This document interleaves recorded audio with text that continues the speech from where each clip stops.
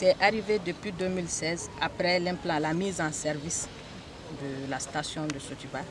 Il y avait des problèmes de dégagement d'odeur, donc qui étaient insupportables pour la population environnante, et puis ça jouait même sur la qualité du traitement.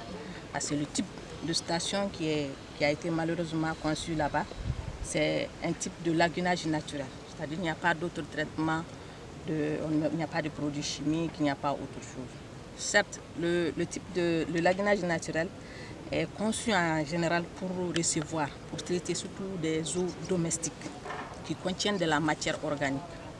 Mais à Sotiba, il s'avère que c'est des unités industrielles qui sont raccordées là-bas.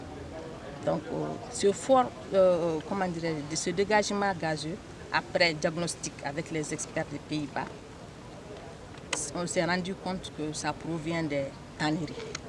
Donc maintenant, il fallait mettre en place un projet pour déconnecter les tanneries d'abord et mettre un traitement pour éliminer le chrome. Le chrome qui est à la base, qui peut tuer les micro-organismes qui sont à la base du traitement en réalité, qui bouffent les charges polluantes. Donc maintenant, après cette première phase, la déconnexion de ces tanneries-là, il y a un manque d'eau. C'est une grande station de capacité de 5000 mètres cubes par jour. Donc maintenant, comment combler ce besoin-là?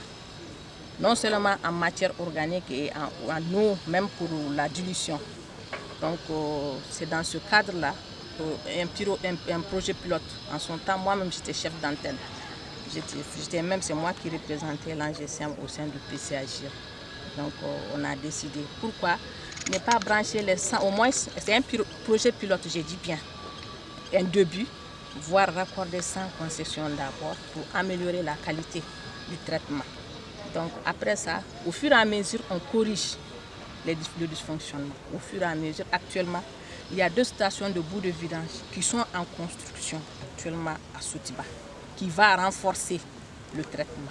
Parce que c'est des eaux de vidange, les vidangères viendront vider chez nous, qui contiennent assez de matière organique. Nous avons beaucoup de programmes dans ce sens-là.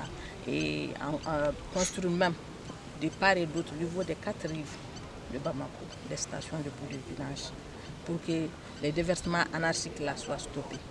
Et ça ne s'arrête pas à Bamako aussi seulement.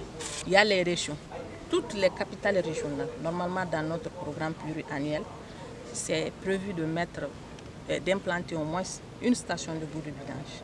On a commencé par Tigasso, Ségou, et actuellement, donc on continue au fur et à mesure. Il y a un projet qui est en cours sur Caille, donc au fur et à mesure.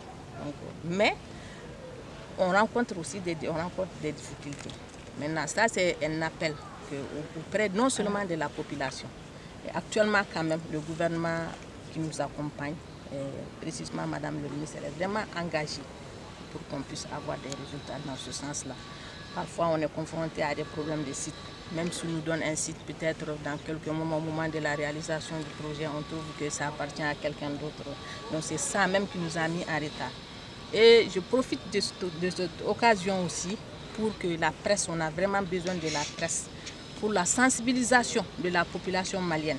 Parce qu'il y a des régions où les gens pensent que, c'est-à-dire c'est mal compris en réalité. Ah, ou bien, je peux dire en Bambara, ou bien à Banakota, viennent déverser alors que ce n'est pas le cas.